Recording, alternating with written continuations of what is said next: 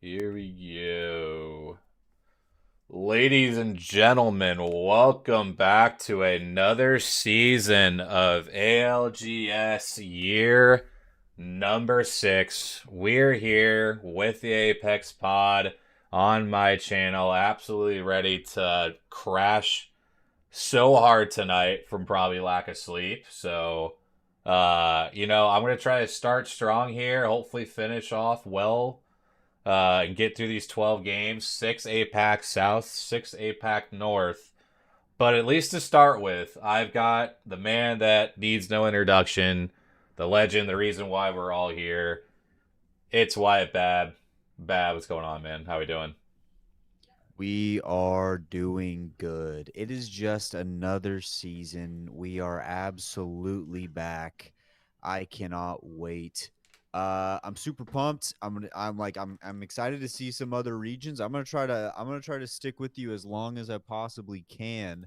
I don't know if you can hear it in the background though, but my baby is just crying up a storm. So I'm gonna go check on that and then I'll be back in a little bit. Yes, sir. Yeah, you go do your thing. But yeah, chat. We are very excited to be here. Getting the streams hopefully going again a little bit consistently. Trying to provide some more content for you guys outside of just the episodes. And obviously that starts a little bit with streaming. We'll hopefully get to some other platforms here throughout the split as well. But yeah, I mean, there's a lot of stuff we're cooking up for this year, guys. We're really excited. Obviously, even just dual streaming as well. If you guys could see how many brain cells it takes between myself and Wyatt to figure this stuff out, I mean, thank the Lord that Jumba and Jayhawk are friends with us because we would be so bad at some of this stuff, man, if it wasn't for these guys. So, huge shout out to them. Definitely appreciate, just everything there. I'm super excited.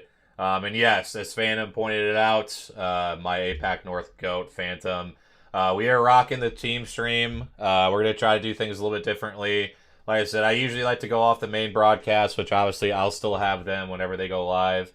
But we're going to try to use the VOD review. We're going to try to get into it here. I'm super excited about what the APAC, or what the Apex ALGS multi-view is going to be from everything that I've seen and heard. It looks absolutely insane.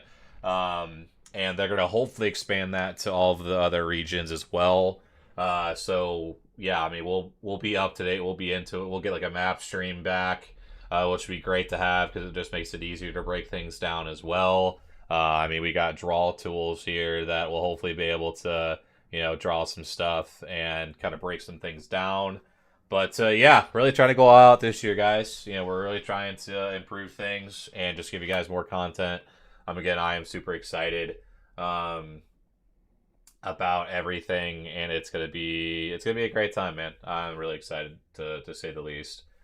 So the Storm Point thing, as far as I'm aware, that is just purely for a ranked thing. I believe for like Pro League, I think they should still be okay. I don't think it is anything with actual like Pro League and private matches. I think it's more so the ranked matches where that's going to be an issue.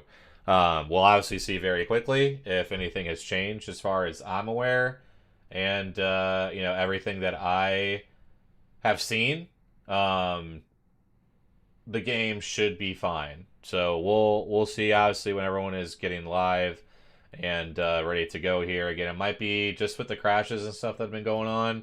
It could be a little delayed at times, so we'll definitely try to make things work. But yeah, I mean it's just one of those things, guys. Like it's very easy to. I'm trying to get to the point where it's very easy to criticize. It's very easy to say, oh, they should be doing this, they should be doing that. But there's a lot of things in the back end that we don't know that they change this little thing and how it affects something else in the coding and different things like that. So I'm going to give them the benefit of the doubt. I'm not going to go too hard on these guys and gals that are working on this game that we all love and give them a chance to. I mean, because they're still working right now, guys. Like, they're still working on their Friday night when they could be home with their families. They're still working, trying to make things work. So, definitely try to cut them some slack as best as you guys can. And we'll vibe out. We'll do what we can until we see 12 games of Apex tonight. So that is gonna be the goal. So I'm super excited. Like I said, That's gonna be a great time. I already saw Drop saying he's 100% going to Vegas. I know myself and the boys definitely plan on going to Vegas as well. So we are super excited for that. It should be one heck of a time out in Vegas, to say the least. Hopefully, cooking up some stuff for LAN as well. And again, definitely hoping to meeting all of you that are able to go there, because it would definitely be great to meet a lot of you. And plus, I'm working my absolute ass off to be losing some weight. I've already dropped 20 pounds since last year. We're at about 255. I'm hoping to get down to like 220 by the time I get out there, and definitely be really feeling good about a lot of things. So, yeah, I'm super excited about everything we've got coming up with this ALGS season. Yeah, love to see it in our. Definitely hope to see you all in Vegas. It's going to be great. Justin, what is going on over at the YouTube? Yeah, definitely. Yeah, again, I don't know how organized any like meetups would be out there, because again, like there's just so many different moving parts. Um, but yeah, it'd definitely be sick to meet a lot of you guys.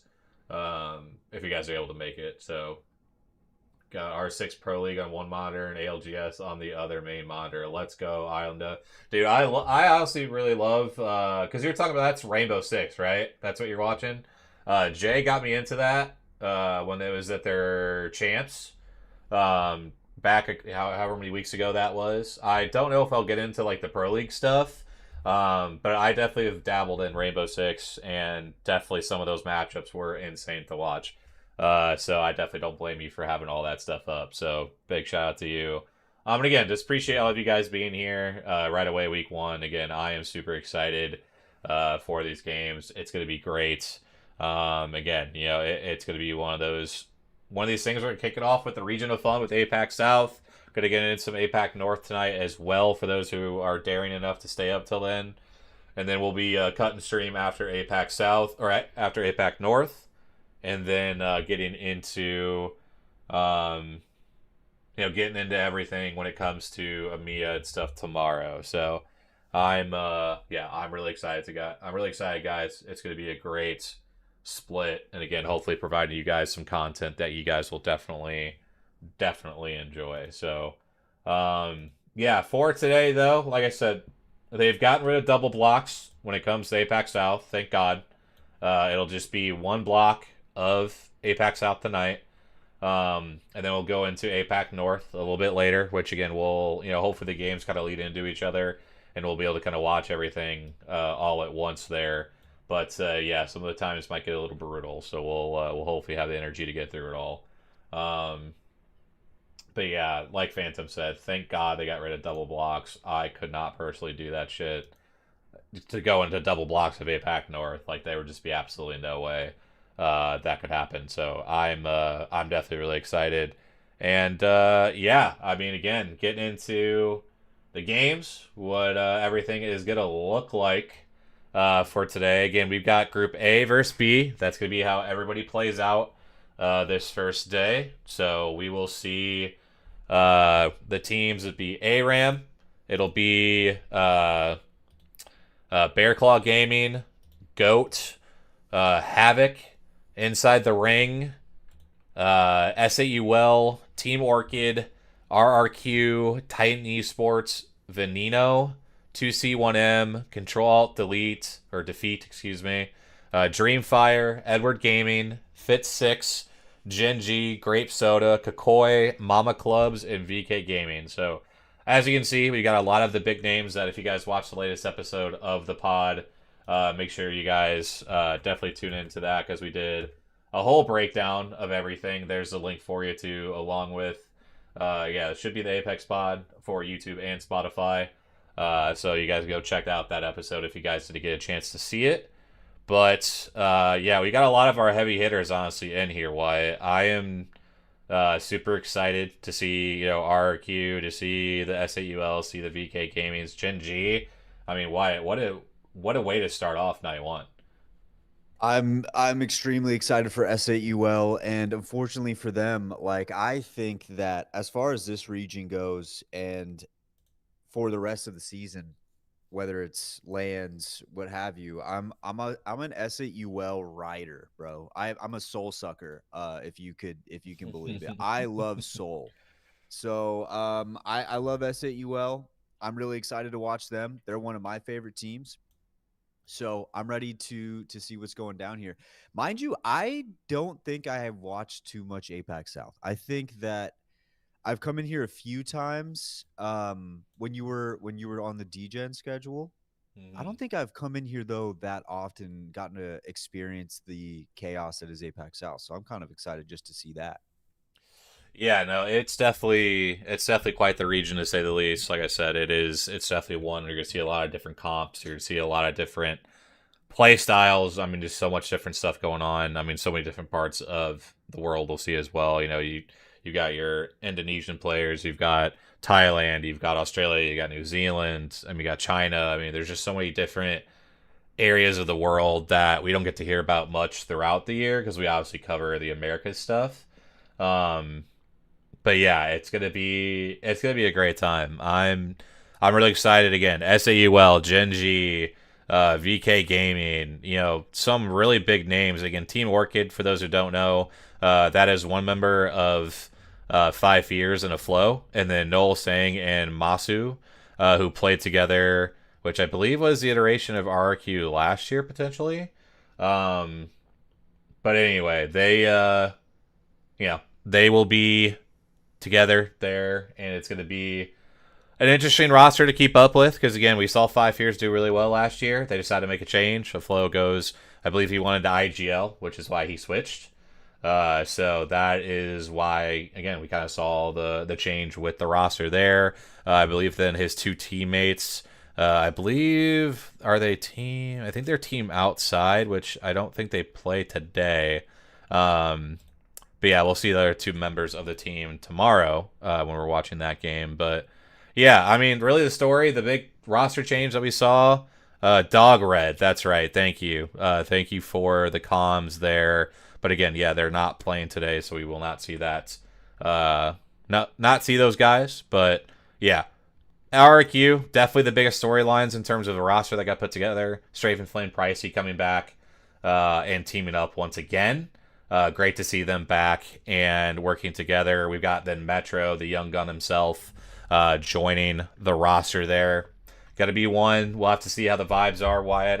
As you know, some of these new teams, it can be very interesting, as we know over the Americas. But yeah, I mean, as you know, like Strafe and Flame and Price have had a long history in the ALGS, and I think they do. I think they'll do pretty well.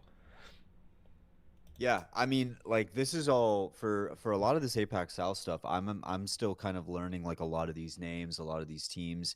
I obviously know like the bigger ones. Strafing Flame is one that stands out. Pricey is one that stands out as well. I guess the one thing I can say, if I can offer any sort of like insight on Strafing Flame and Pricey, is that I just feel like I'm not even saying as a team, it could just be individually as well. Very streaky, kind of going back and Pretty forth between stacked, and like, we've yeah, got this is definitely a team that you or players you expect to see at a LAN, and then randomly, either you don't see them in or they sneak in at the very end and don't have the performance that you're looking for. So I'm pretty I sure it's guess Storm Point first heading into drop. year 6, Page's turn from year 5. What you'd be looking for from both is, can we get something consistent? Can we see every single LAN an appearance, and not only an appearance, but something meaningful in the finals lobby on all of those? Because we're seeing a lot of these teams from NA do that, and even EMEA, which I think a lot of people think is a weaker region overall. They do have some juggernauts for sure, but yeah, I think we would be looking for consistency from those two, and hopefully we get to see that. Yeah, that's definitely really good comms. The big thing that we really haven't seen from those guys, which we used to see, right, was them consistently being in the picture when it came to LAN. And yeah, we just haven't quite seen that for a while. Obviously Strafing and Pricey had the good performance at the Open, but really since then we haven't really seen them compete for those top spots at a LAN. These other two LANs last year. So yeah, I'm really excited. And again, like for those who maybe haven't watched APAC South much or at all. Again, it's gonna be a very aggressive region. They love their Mad Maggie, which obviously she's become a more popular pick now. That is gonna be one to definitely keep an eye on, to say the least, when it comes to all that. But yeah, I mean, really the comps that we've seen have been so all over the place. I truly don't know how this stuff is going to look. I mean, we talked about it Wyatt on the episode even like, with some of these teams, new faces coming in, all this different stuff, and it is. I think you put it well, Wyatt. I feel like there's a lot of good teams this year, but I'm not sure where how many elite teams we're gonna have this year potentially. Yeah, and I think it's always going to be tough to figure out in a region that's not NA because you have Yeah, so many moving parts all the time. It's not like NA where you can kind of theory craft and kind of create these rosters that seem to get formed out of nowhere sometimes and try to figure out if they're going to be any good. Like a good example would be Zach Mazer and the two guys from Sentinels. You can kind of like have an idea that that's going to work out, right? Because you're like Loader and Carter, they did really well, or at least they've improved. I wouldn't say they did really well. I would say they've improved time and time and time again. Just kind of You take add it in easy. an IGL like Zach Major, like you could like theoretically piece together like what happens with that squad. With some of these APAC South squads, a lot of these names are newer and these teams are moving around so frequently, and the play style in APAC South is a little bit different. So you can't really tell if it's going to be any of those elite teams we'll see on the land stage. And we really don't ever know until we get there and then we start to figure it out. I do think if I had to pick an elite team, I would probably say I would say SAUL easily. I think they've proven themselves consistently. And I think that's what I mean, we talk a lot of time about like just talent overall. We talk a lot of times about the skill of the players, the skill of the teams. On paper, it should do well.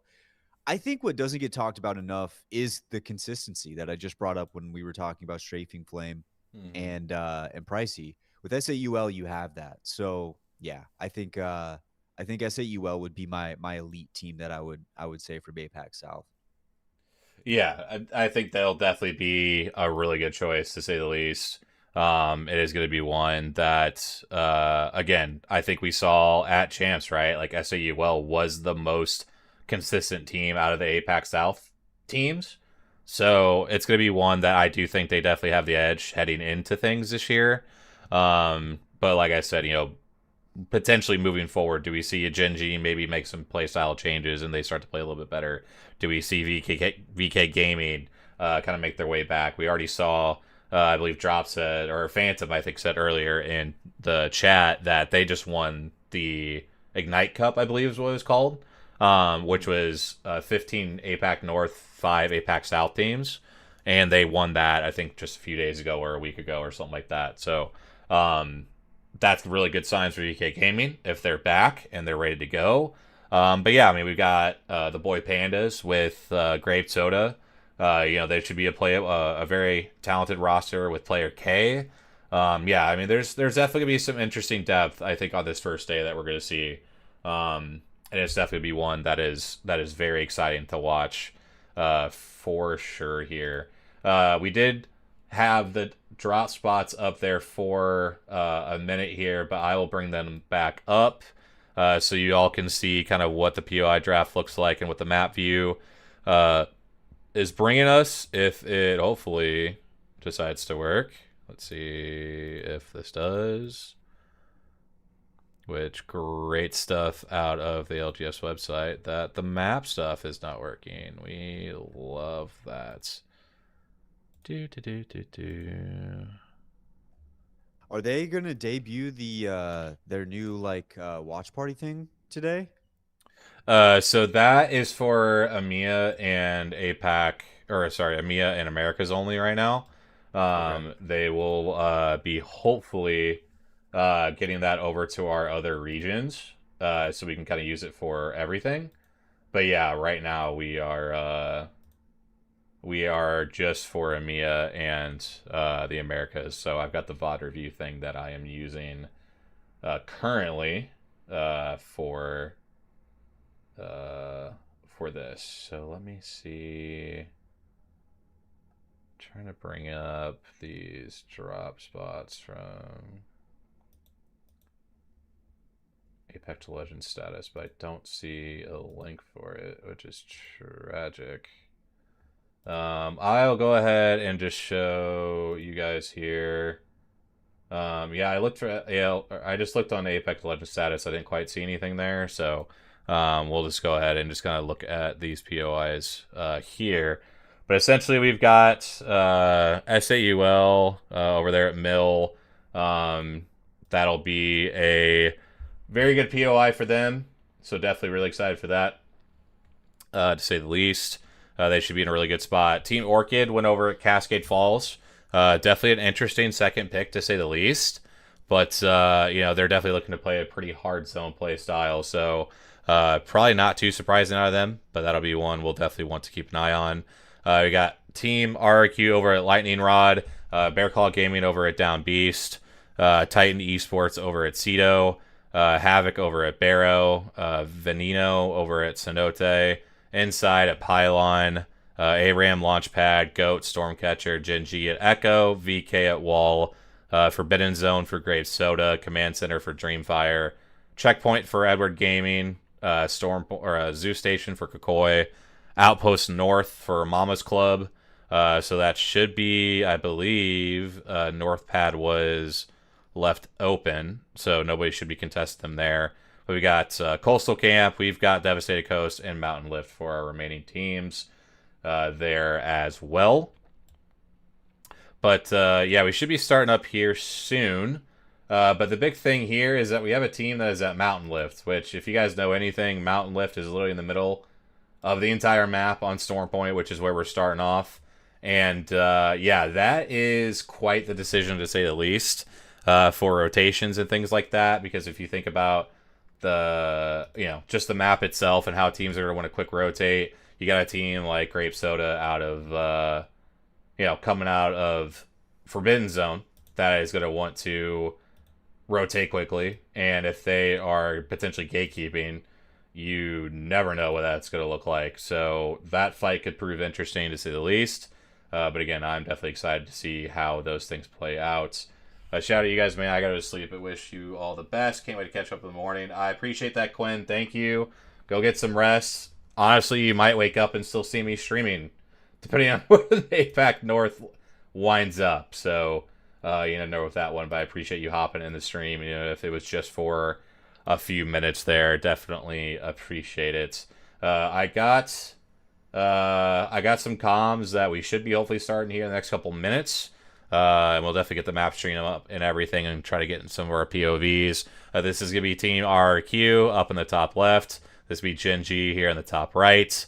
Hopefully Grape Soda will go live. That is at least what I believe. Pandas had told me they would be going live. And this is SEUL down here, and along with the main broadcast. Shout out to Stoney. Shout out to Q as well. Supporters of the pod, and definitely want to support them as well as best we can. So we're definitely excited for that.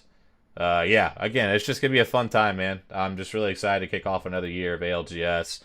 Wyatt, like we've talked about, this is a year that we're hopefully going to level up the content, and we're super excited, to say the least.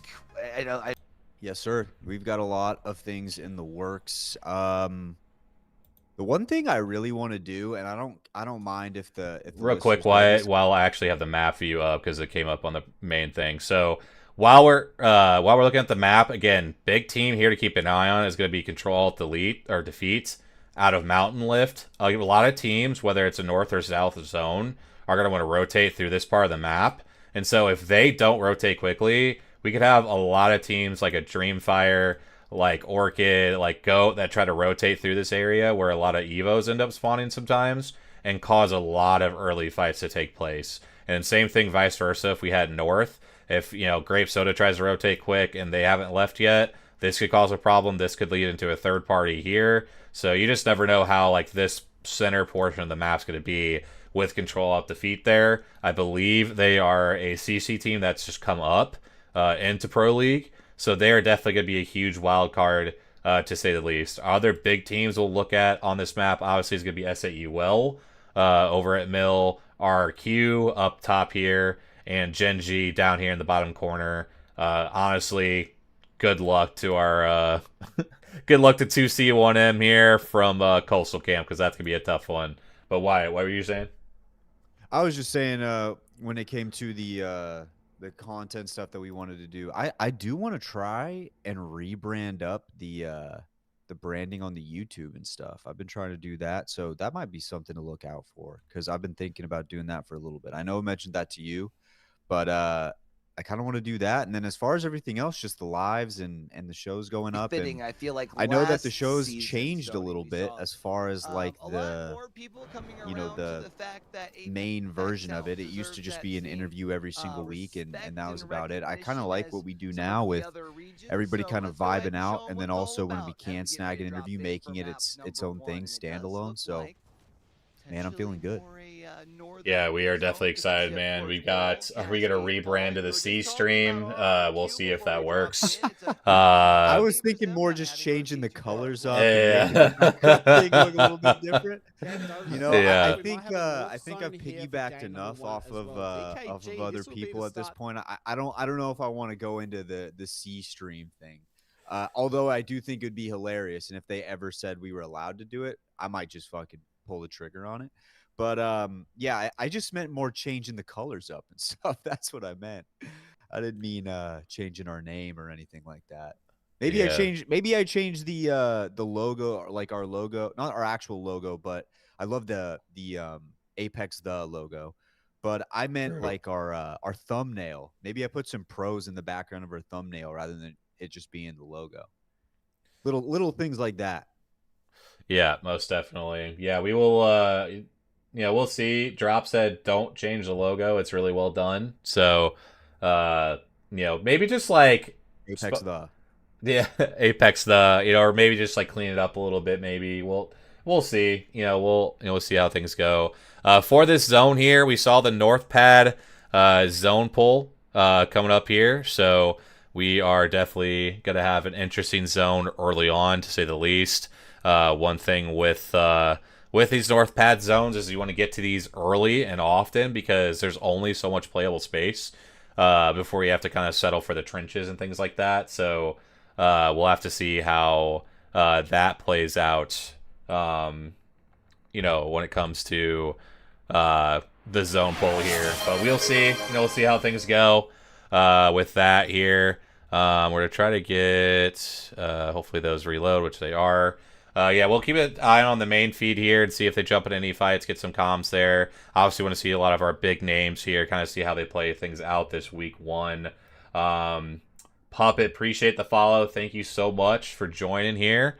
And big shout out to you for hopping in the stream. I let you use the logo to find it in my 1,000 podcast library on Spotify. Hell yeah, Drop. We appreciate you.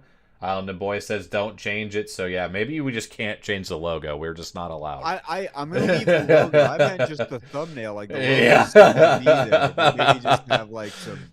Got a lot of people.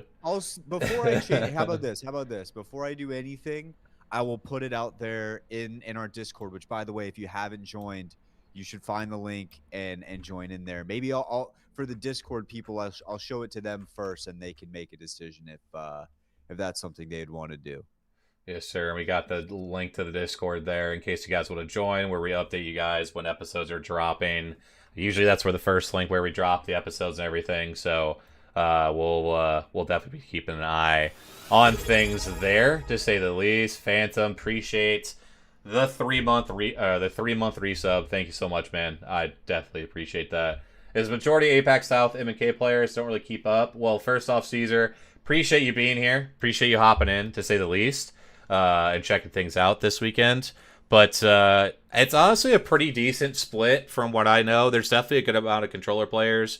Like Metro here in our top left, he is a controller player. But definitely some really goated M&K talent. VK Gaming, who had won EWC, they were all M&K team. Gen G is, I believe, all M&K as well. Asia, who's in our top right, has one of the best R9 sprays in the world, and he's on M&K. So M&K stand up, to say the least. But yeah, I definitely think it's a pretty good mix from my understanding of how these things are playing out for sure. So where are they streaming these games at? I can't find them. So it's on Battleground HQ. That's like the main broadcast. Okay. So I believe I typed in Battleground OCE and it popped up as well. But yeah, that is where the games will be streamed at. Again, Okay. shout out to Boy Stony and Q, who definitely are big followers of the pod, for sure. So, but yeah, taking a look at things here, we have got all of our teams kind of moving here. And honestly, Wyatt, this might be a record length of time that we see 60 players up in APAC South. I am Yeah. pretty surprised to see this many teams alive.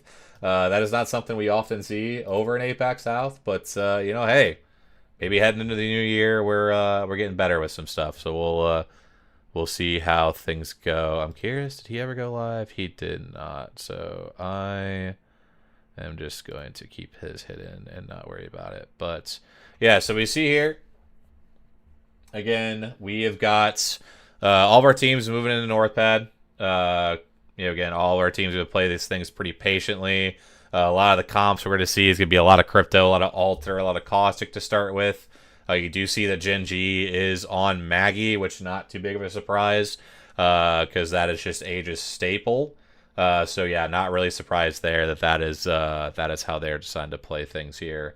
We got RQ deciding to play the back nut buildings along with Control Alt Defeat, who is on the main broadcast here in the bottom right. We do see Gen G is going to be rotating out of Echo HQ, and they've made their way to Cedo, which looks like they're trying to pick up some fights on edge there. So we'll see. But then Legacy and SAU Well have found themselves in one of the donut-shaped buildings in Northpad here. A lot of these zones we've seen in Northpad have pulled to like the backside rocks. So we'll have to see if that continues to be a trend where they pull all the way back to kind of like this back corner here on this screen. But we'll have to wait and see how things play out here. Again, all 60 players up here as round 1 is 45 seconds away from closing here. And we'll get into what our next circle is, which it looked like from our POV on here. We'll go and pull up Battleground. I believe, again, we're going to see kind of one of these zones that pulls more in this back area or potentially back in here as well. So, but you see here, Gen G is going to take their time. They're going to get all the Evo that they can on edge. So you probably see them move into this Evo here, maybe even jumping up for the Evo up here. And would not surprise me if we honestly see a Gen G wrap all the way to this top side to see if they can maybe fight for the position up top. So we will we'll have to wait and see in terms of that one for sure. So yeah, we see here we've got Dreamfire squaring up. This is going to be on this top side of wall on this backside rotate here. Some great shots. And you hear the baggy ball come out. Sports game, you get that first shot in, and then you're going. And he gets absolutely nuked here. We do see 2C1M go down in the kill feed. Taking one down, and well, now it looks like maybe a fight's going elsewhere in our map as well as people are starting to ramp up. As the Titan Esports Clubs man. now down to a solo. That is Edward Gaming moving on in, getting some KP. And we do see here. So as we were saying, Titan Esports. Edward in a good spot here, picking up some KP for us here.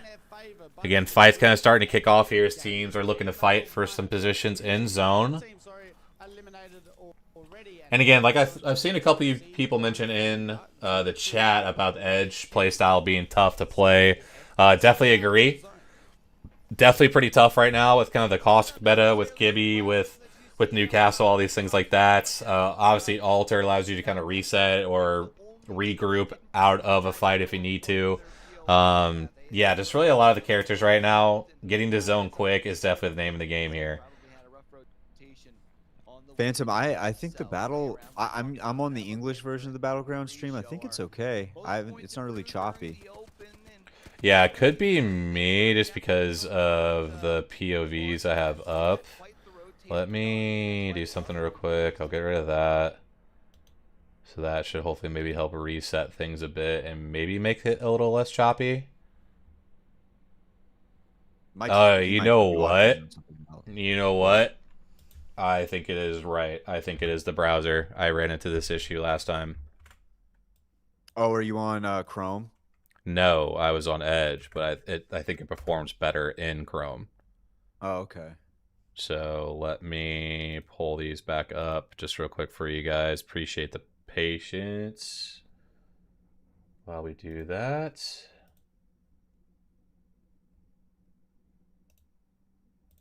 Come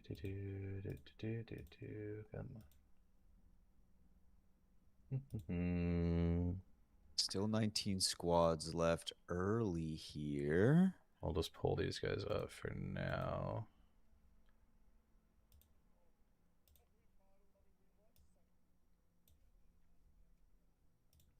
Yeah, he said your stream was perfectly fine, Donnie. No, like this will. I think this will perform better on this, though. I do agree with that. So I'm gonna stick with that. Gotta find some of these other streams real quick and add them in. Sorry, guys, just one sec.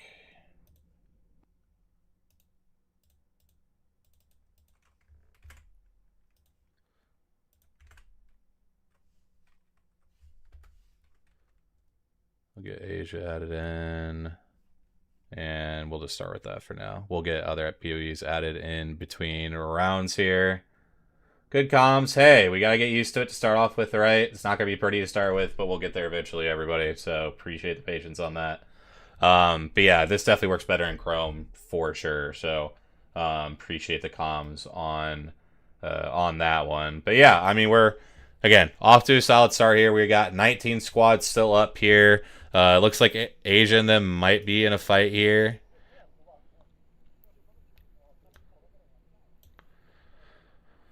So definitely fighting for one of these outer buildings here. And looks like things have settled for now as we get in some other fights here on the screen here. But yeah, I mean, again, Gen G, Wyatt, one of our big names that we know, that we love, that always are going to make things interesting. Getting off to a hot start, it seems like.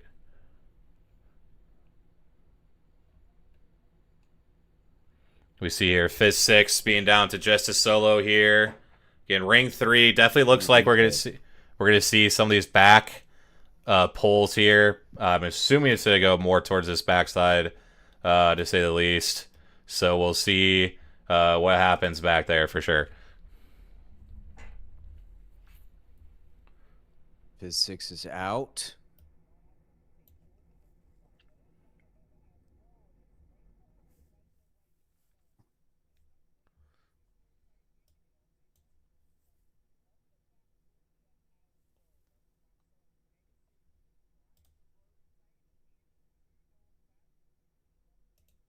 Oh my goodness. SAUL might be in a little bit of trouble here. It looks like they're able to stabilize for now. 17 squads But left Havoc also still. overlooking this fight as well. Meanwhile, Fire Dream gonna Fire take this back in with fight. them. They've lost Fire. one, Oh, now dude, two, they had all an left to advantage here. I bowl think to they're gonna try lose play it, and hero. they do. But it will be So Team that Orchid will comes send out on them top. right back to the lobby. The Yeah, when I question is, switched the where is browsers, I had to update it. ARAM looking to pull up. RQ also out in the kill feed as well. Yeah, we see here SAUL going down early here. We got ARAM trying to come in third this fight. We switch over to Bear Claw and Havoc now. And as we see everything popping off now here. And as I thought, it was going to get a little bit crazy here in APAC South, and it looks like VK Gaming. I mean, it is just crypto ulti after crypto ulti. We've got alters going back and forth, and QQ absolutely deleted here. Of no man's land. As Veneno looked to Not start today, the ideal position to on the be front in. foot as well. Wide out in Where the are you open. going? I mean, Yeah, goodness you- gracious. I mean, he could not have been more out in the open. Yeah, that was a tough one to watch. I'm not gonna lie, like QQ, you know, the GOAT himself. But yeah, he might have to do a little better than that. You see Gen G just absolutely running things right now. I'm going to switch over to their POV here. See how they rotate in here. They're just on the edge of this zone here. I mean, we've already got 5 kills for Asia, 3 assists. So these guys are going absolutely insane. 1,400 damage again. These types of comps, when we've got the Crypto, we've got the Maggie, are going to be absolutely perfect character picks for these guys, which is I think they're going to be one of our teams to watch for. to start off the split because these characters just fit their playstyle perfectly. So I'm really excited to see what they have to offer here. We'll stay on their POV here and watch this rotate in. As you see Asia getting some shots down with the Hemlock. They should have some space on their side here to be able to hold out. Again, their problem is going to be trying to defend off against the Caustic teams that they may get pushed by. But obviously with Dexter, if he times his smokes well, he should be able to clear their space, to say the least.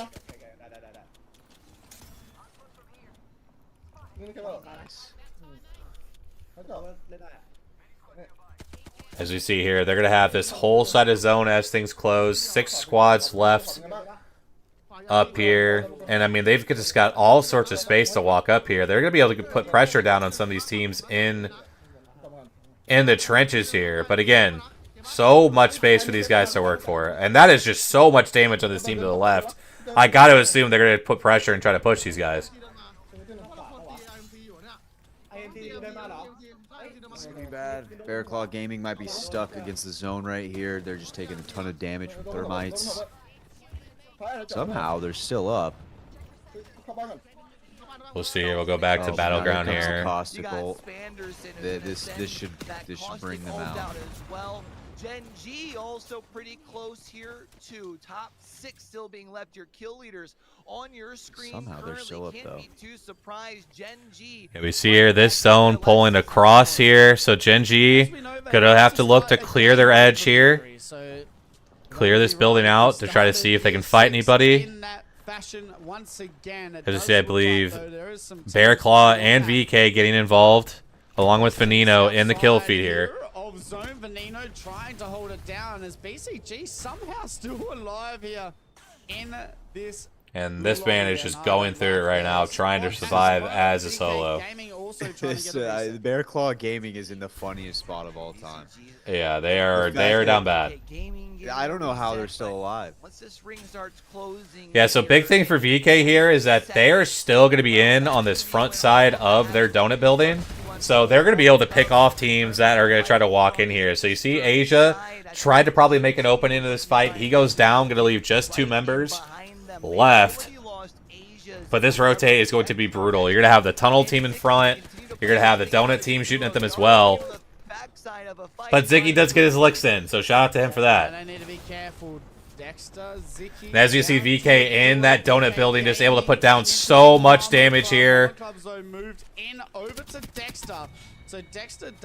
Down to our top 5 here, 1 solo. This is the fight for the game-winning spot here. And he gets absolutely deleted by all 3 members of VK. VK's still in trouble though. It all starts to slow down just a little bit. As we can see, Reap's looking to swing the corner here. Veneno gonna get and down goes Veneno, but a lot of our teams are weak here, so I'm not sure who might win this. It should just be down to VK here. They do get the res. Problem will now be is that they will have to rotate out of this donut. 3v3 and the other 3 that are in here are Kakoy, and they don't need to reset. That is a juicer nade. The drill getting sent their way, ordnance getting sent their way. Yeah, LQ. Yeah, LQ is gonna be huge here because he's have to go drop a really good Q. If they even survive that long though, because these guys are absolutely emptying their face, and down they go. It's just gonna leave QQ. It's gonna be a 3v1. He's just gonna be annoying as he can be, but it is Kakoy, our game 1 winners. You'll love to see it for the boys over at Kakoy. And I mean, what a banger juicer start to our first game here. You got Kakoy with a 10-kill dub. You got 5 from VC. Great job by him. I know I've rumored his name from lands before, but huge start for him. We got VK Gaming off to a great start, though, as well. LQ with 7 kills, so you love to see it from him. QQ matching him with damage, though. They are in second. You Got Mama's Club there in third. I mean, honestly, Wyatt, that might be our name of the night. To be quite honest, I don't really know if we can top Mama's Club, to say the least. There's some fun ones over in APAC North we might see, but that one, I mean, that's just S tier. I feel like that's. Just it S-tier could be names. a name for so many different things. It really could be. It's just such an interesting name, but yeah, I mean, and it goes to show like how much better these players are than me, because when they rushed in to go fight VK Gaming, I was like, why would you not wait till they came out? You know, like, why would you not wait? But they put the brakes on them. They immediately just went straight in, switched it up on them, and took pretty quick care of them. And Kukoi walks away with a 10-kill, 22-point game, number 1. Getting banned, and it looks like we're going to see no more. Crypto already out, which means we can actually start to have fun here. We actually can have some fun. Crypto is gone. That is stuff you absolutely love to see. I will never be mad about a game 1 crypto ban. Definitely to be expected, because I think a lot of these teams will in APAC South will want to run crypto and be super aggressive. I don't really see teams really probably diverging from that with how this region normally plays. But yeah, you love to see the crypto ban go out early. But yeah, we got again Kukoi in first, VK in second, Mama's Club in third, Gen G in fourth, Bear Claw in fifth, Veneno in sixth, Inside seventh, Goat eighth, Orchid ninth, and Havoc down there in 10th place. Again, crypto is our main ban that we will start with. So we absolutely love to see that man jettisoned out of the lobby, get him out of here. Hopefully it's the same thing over in APAC North, because I just don't want to see him, man. I just don't want to see it. I don't think anybody does. I actually have an interesting question for the chat, whether it's YouTube, Twitch, whichever one. I do not care. Just anybody who's chatting. If you could delete one character from the game, who would it be? And this is a question I've asked on podcasts in the past, whether it be GMB or the Apex. Who would you get out? I'm gonna do this. I'm gonna say, just for a competitive standpoint, who would you delete from the game? And then if you want to add in, like, for you personally, who do you want to delete from the game for like your own, like just playing with your boys, right? You can add that in.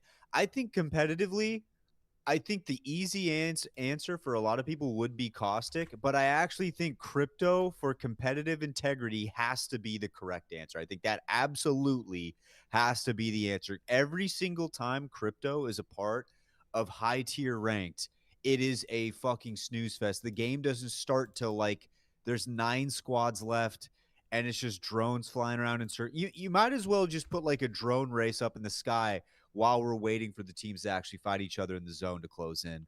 But yeah, I think it has to be Crypto number 1, Caustic a close number 2. Yeah, I am fully down for anything with Crypto or Caustic to be deleted from the game. It is just not for me. It is not my thing whatsoever. So yeah, would love to see those characters absolutely nuked from the game. Would not make me mad whatsoever if they were gone. So I've seen some also interesting takes from the some of the pro league players that would also agree, but are probably saying things that I shouldn't repeat on stream. So I am going to let them say that and just say that we both want those characters gone, to say the least. The new Gibby is broken. His ult is broken. Yes, it is. He literally can drop 3 bombardments at once. Why, I don't know about you, but that seems a little OP. I think your boy Q just shouted us out on the main broadcast. Did he actually? Yeah. Number 2. As we get a little bit deeper into our series, and here, I we start didn't crazy have I it had for out. literally just taken a picture all of the screen dynamics of, around like, that. Adam and Do be you like, feel like "Lost that tonight," might and then I think be a he just point brought where our Gen pod G up. has to change their approach when Well, the crap! I fights, didn't have A, the audio all on. the fights that they're taking might It's be all right. that bubble, right? I mean, I don't think there's a way to go. feel like, I wish there was a way I could go back on the Yeah, bottom. You would yeah, have to it's just bubble, click though, on it's it so and, different now like, with the stun and go coming in, look. right? That's the all right. difference, I think, is with Gen G is that they're so confident. No within worries. themselves No. in Well, this region that they do we don't look? need to play It that might be game. worth it. The problem is when we go to land. Actually, I don't know if they do. And you've got teams Nah, I'm not like gonna worry about it. Falcons, Hey, if they did shout us out, shout out to them. You'll love to see it. Appreciate Q's, appreciate Sony for that. So, and obviously make sure to give those guys a shout out on Twitter. Their Twitter handles are there for you. A So little bit different to what APAC South is as a whole. That's what lets down Gen G. Yes, I would love to see them play those legends now, but I don't think we will. But yeah, we'll see here again. Crypto being banned. We'll have to see what direction a lot of these teams decide to go in. Do we see more of? Teams that they're fighting into have the. Do we see, do a lot more Gibbys come out? Do we see the Newcastles? We'll have to wait and see. Not really sure how the direction of things will go for APAC South. It'll be an interesting one for sure, to say the least. It could be an alter band potentially coming through. That is definitely a good point. We'll have to see, though, which character does replace the Crypto. Typically, Wyatt, we see the Newcastle come in as a replacement for Crypto. We've seen it a lot. But I think the biggest thing we've learned over the years, Wyatt, is that we really don't know what the meta is half the time. Because these guys just change night and day. Don't. Yeah, and it also changes by region, right? Like they just kind of switch up on how the region plays. It's super interesting. It's kind of odd. It's weird. It's it is what it is. I would say that I saw somebody in the chat, I think it was Phantom, say the new Gibby should have stayed as a concept. I've been pretty pro make the legends broken since I feel like Apex kind of turned the page and they said we're going to start making like some major sweeping changes consistently for every character. I do think, though, that this Gibby was a little bit too far, and I think it goes with the bubble. And it's not because I feel like the overpoweredness of the bubble is the reason that it shouldn't be there. I just think you took away a really fun part of what made Gibby and the bubble so interesting, and that was the bubble fighting. Now, obviously, it only hurts the first person that walks through the bubble. That doesn't mean teams are going to be like, hey, let's just throw our guy into this bubble and kill him. It's not like we're playing with Brian, right? Like if I'm playing with Brian, then I'm going to be like, Brian, you step into that bubble. I need you to die for me, and he will go do it because he is a loyal soldier in that regard. But as far as like the pro scene, nobody's going to be wanting to throw some random dude in there on their team, let him die for the purpose of not getting shocked when they go into the bubble. I think that is the part that bothers me. I actually think you can avoid the ult with a well-timed bubble, and also positioning matters and that kind of stuff. I actually think it is the bubble that bothers me the most about this new Gibraltar. Yeah, the new Gibraltar is definitely a game changer. I mean, the biggest thing with the new Gibraltar is that it makes you have to play your comp around it, right? Like you either have to decide to counter it, because again, there's three ways you can kind of go with character picks, guys, that I think about it when I'm kind of breaking some of this stuff down. You can either full use it, where you're going to base your comp fully around it. You're always going to play it till it's banned, and that is like your play style. You can flex with it to where it could be map dependent, it could be band dependent, it could be all sorts of different things that you decide to do when it comes to a character, or you can just choose to hard counter it, where you go with character picks. For Gibby, for example, you've got Crypto, you've got Maggie, you've got these different characters that can kind of counter some of the things that Gibby does with the bubble. That really allows you to put pressure on some of these teams that are using Gibby a lot more than you are. Honestly, from what I've seen, we'll see in like the Americas region, for example, we'll see a team like Falcons, I think, look to counter it more than not. I think we'll see teams like NIP look to counter it a lot more than not. And here over in the APAC South region, I think we'll see probably a little bit more countering from a team like Gen G, for example. I mean, I'm curious if we go to their comp, for example, we see they've got Maggie, Bang, and Valk. So, and you go to like a Dreamfire, for example, they're going Watson, Maggie, and Alter. So like they're kind of looking more to like counter potential Gibbies that are in play. But then you're going to see a team like SAUL, for example, that is going to full tier into SAUL or full into the Gibby Newcastle right away. So I actually like what Super Season said. Mind you, Super Season, I'm actually stupid as shit. So, like, when you say smart stuff, it makes me smarter, like, just by proxy. So he said, I disagree. The Maggie hard counters the Gibby, which I forgot about, and also the Wraith. I forgot about Wraith, because I feel like Wraith has kind of been neglected for a long time, but now I think Wraith is really really good after these recent changes. That could change everything. And like I said, I didn't think the ultimate of Gibby was that much. I think people were overreacting with that because you see the social clips where it's just like you're seeing 3 ultimates just kind of crush the ground. It's a little bit scary. I was always more weary about the bubble. Still kinda But yeah, do there's what plenty Gen of G ways to did. get out of this bubble, and we're seeing it already right here. Team RRQ gets destroyed trying to drop a bubble. Well, Team Maggie ball RRQ comes out of nowhere, and now they're in big a trouble. tough Pricey's all off on spot his here. loads. You've lost Strafing Flame. That Yep. was Super Season called his shot from the batter's box, and immediately it comes to fruition. Yeah. Great call by Super Season. And I will say, Super, my intention was to say, like, teams are going to play to counter Gibby. So, like, they're going to play picks like Maggie, like Crypto. Like, that was the point I was trying to make. So I definitely agree with you. If I didn't say that, that's my fault. But, like, the point I was trying to make is that, like, right now, like, Gibby is, like, what teams are kind of considering their picks around. Whether they want to counter it with picks like Maggie and Crypto, or they want to, like, full play the character, or they want to play it situationally. Like, that's the point I was making.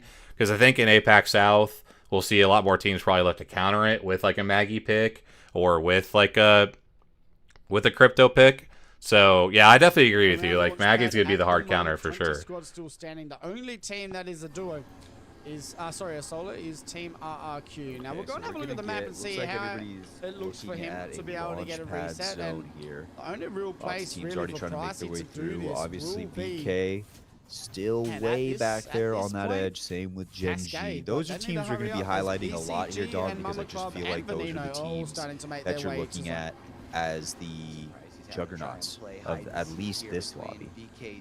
Yeah, definitely agree for sure. And we do see the funny thing about Gen G, as you guys know, they started over here in Echo, and they negative rotated away from this zone. So, not really too big of a surprise, because they're going to look to pick up Evo and try to get their purple shields up.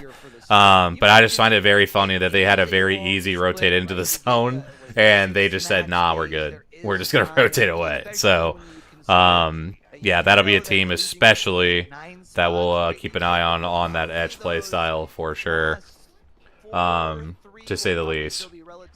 But, yeah, as we see here, we got a launch pad zone for a lot of these teams. They're going to be playing in this building where Fizz 6 is going to be at. That's going to be a pretty good spot for where they're playing, to say the least. But, yeah, we'll have to see how some of our teams are able to rotate in to this zone. A big thing you'll see with these launchpad zones is that we'll probably see a lot of teams potentially play like up on the hillside up here and try to play a little bit more flexible, because if it decides to pull like up and away from launchpad, they'll go up there. So these guys are betting a little bit more that it's actually going to pull into launchpad. So that'll be one we have to keep an eye on to see if maybe some more of our flex teams up here get themselves in a better position, or some of these teams that gambled on launchpad are going to be in a better spot later on. They're playing right next to Havoc. Havoc underneath them. I believe RRQ, they were trying to get everybody back, but they immediately went straight to VK Gaming. They're still alive as it stands right now, but it's going to just keep getting worse and worse for RRQ. Pricey looks like on the main broadcast they have put him on the screen. Looks like he's going to be able to get everybody back. He is over there at North Pad. Yeah, they should be pretty chill. Don't really expect anybody to be on that side of the map, to say the least. We see SAUL deciding to play this hillside. We'll see if maybe the zone pulls up to them. Have started making their way on down. Teams like Dude, the other guy. Bitch. I almost lost it for a second. Jumba Oh, just lives to man. piss me off.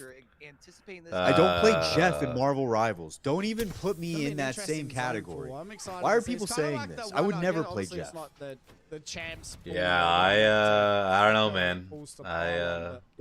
Don't you start too. No, I'm not. I'm not. Don't you know how much I hated Jeff. I am not And they saying feel like anything they about have you full playing form. Jeff. They are, so it's interesting It to see. sounds We're like gonna you have a want look to. exactly where this And, is. Nah. and that's the Your part that's team, Soul, bothering me. Orchard, and Nah, Dreamfire. nah. Anyway, we got the zone Can't do here. this either. We got the zone here that is over to where SAUL is playing at. So again, a lot of these teams that gambled on Launchpad, we see this negative bounce back sort of zone that pulls up here. They maybe didn't study the Jumba GW videos where the zone was not touching, so it's definitely going to bounce back. So we cannot start hitting the Jeff cosplay or the San Jose we gotta leave it alone, guys. We gotta move on. We gotta move on for sure. But anyway, Watch that Jumbo video that you're talking about. well, we'll see here. Again, a lot of these teams that played more of a flex spot are gonna be in a much better position to rotate up and I away. don't think VKG knew they were there, so they were just rotating, I think. And we see here VK Gaming, one of our teams that has decided to use the Gibby. They didn't pair it with the Newcastle, so that is an interesting twist. But the Watson definitely is a great character to pair with a character like Gibby. So we'll have to wait and see here. Donnie, do you know if Bang Smoke still destroys the bubble? 20 squads still standing. I thought so. I did think so, as far as I was aware. But I could be wrong. Jumbo, actually, the one video I did watch was the Mon one. I did watch the Mon one. They did get rid of that. Okay. Please end that prediction right now. We're not doing that to my man Wyatt. We can't do that. We can't do that prediction. Please. We need You to. can leave it up. You can leave it up. Listen, this is where I'll draw my line in the sand. This is where I'll figure out who's really on my side and who's against me. Man, who the real ones are. Who the real ones are is it's tragic day. Hopefully some real ones are in the chat for Wyatt, but a drop at least is on your side. So I really should have got Which- before this broadcast. It sounds like I'm which it's crazy how to drop though, because he says the correct answer is no, but he is the one I'm pretty sure that made the prediction. So I mean I don't really know I don't really know what side you're on here, Drop. I don't really know. Drop just did the classic summer saying. Where I try to deflect blame and say I'm not saying it. But I'm not saying the media is saying. He said I don't believe this, but I will make the prediction to see if other people believe it. Yeah, that's a tough saying to say the least. Yeah. But as we see here again, this might be a record for this region where all 20 teams are up and we have full squads. I don't really know, We turned a corner? we might have turned a corner. I don't really know for sure, man. This is one that I just did not expect. I want to revisit this topic in game 4 or 5 because I'm sure that's gonna change. Yeah, but it's still early. I just never know, man. Hey, a thought. Here's a thought experiment for you. Do you think maybe they killed each other a lot in the past early because they were just trying to get it over with for having to do double blocks? Dude, you might be cooking, honestly. Right? Am I cooking or what? You might be cooking. They might have just said, They're just kind of like, fuck it. how about instead of 12 20-minute games, we play 12 6-minute games? Thoughts? That work? Thoughts?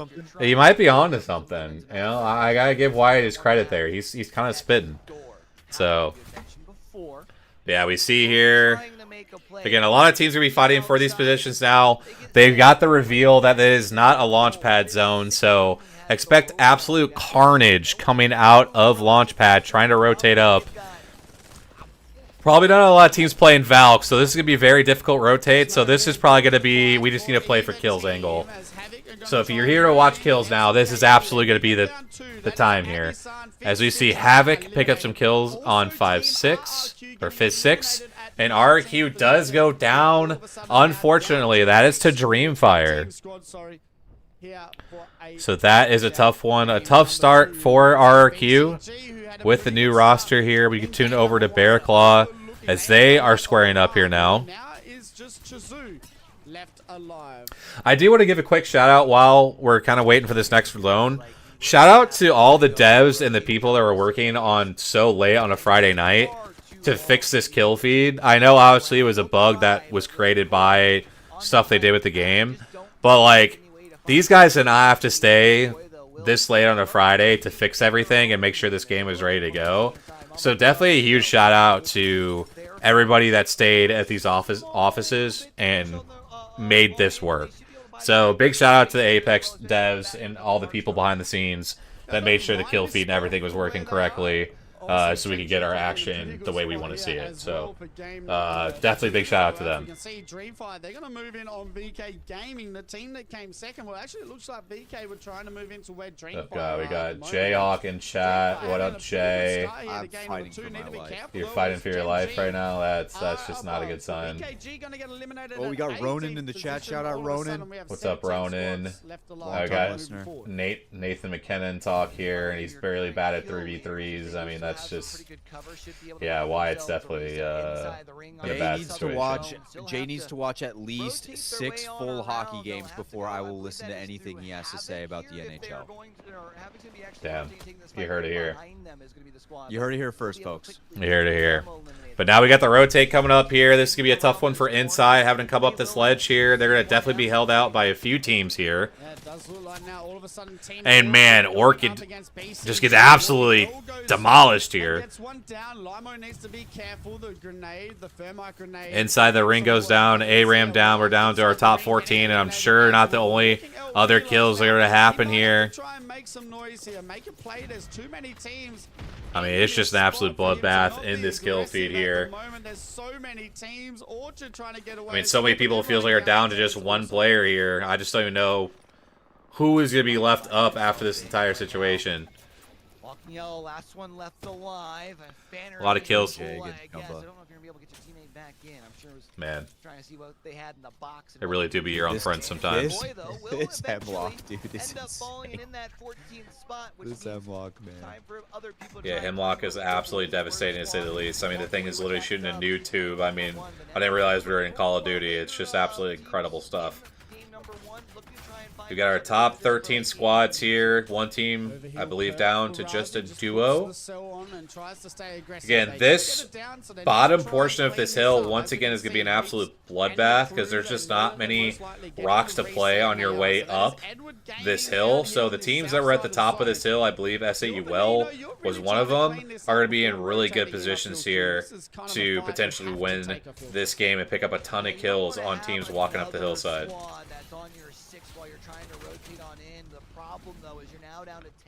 And naturally, in a Apex stream or episode, it turns into hockey talk. So shout out to that. Shout out to the NHL, you know. We never bring up hockey. Oh, by default, is that not what you guys talk about? Never. I just assumed. Oh, you know what? It was probably the NRL. That's what it was. They do not have the Gibby bubble though to help. Dude, honestly, is there games this weekend? Could be. A pretty good spot here on the west side of zone. Yeah, sorry. NRL and NHL are just like super close to acronyms, so it's a very easy mistake. Oh, dude, the Panthers beat the shit out of the Storm 50-10 today. Hell yeah. That's big. Love to hear it from Fenrir. You You see our top 9 squads here. As our Zone 4 is closing, we see SAUL going to tune in to their... And it's down to just Legacy here. He is not very happy, so it might have been a poor time to jump in here. Down to just a solo. We'll tune back in, see if our other POVs are here. We've got Genji in one of the better spots here for this zone. As we just control alt the defeat here. We'll stay on here with Genji to see if they can potentially close out this game. Again, their biggest issue here is going to be not having any sort of cover here in terms of like a Newcastle or a controller legend that can create space. So they're going to have to be really good with their positioning and taking up spots early, probably even playing this car that they've got set up here.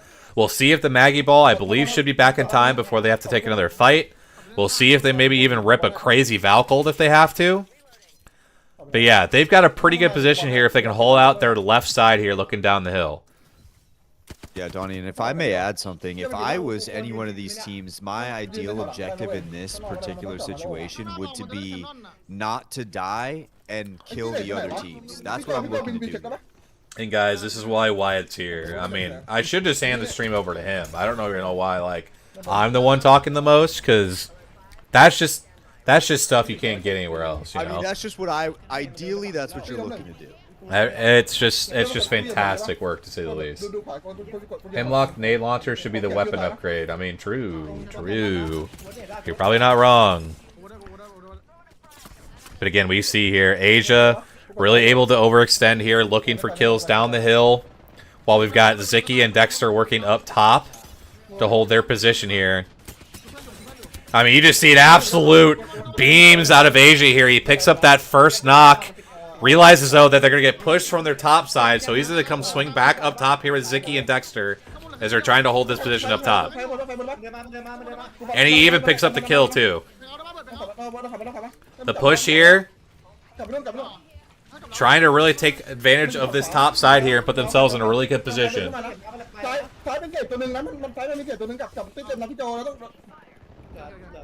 Again, top 4 situation, 1 solo, and then 3 full teams here.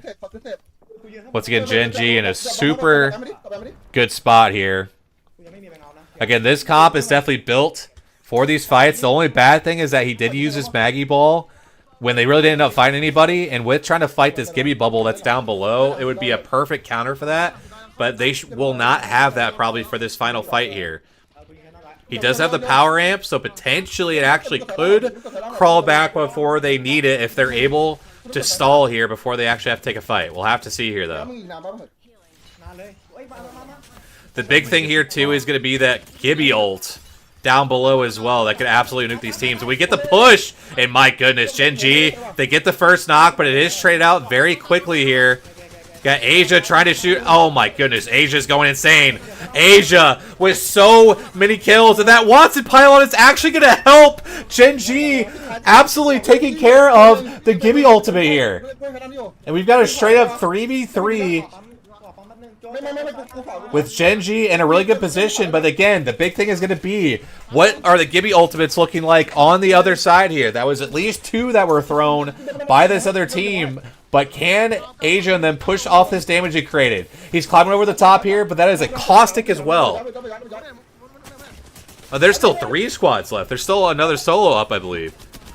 Oh my goodness, Asia. Absolutely beaming here. That is 2 knocks here. That should leave just 1 more member left. Veneno goes down. Asia somehow went down to his own Q there. And he's stuck in the corner, so this is just going to be a 2v1. I am not sure what that Wraith is trying to do there. That was an interesting game plan, but what a dub for the boys over at Gen G. I mean, you saw right there. If you guys have not watched APAC South and seen what Asia can do, that Wyatt is prime example of what Asia can do, man.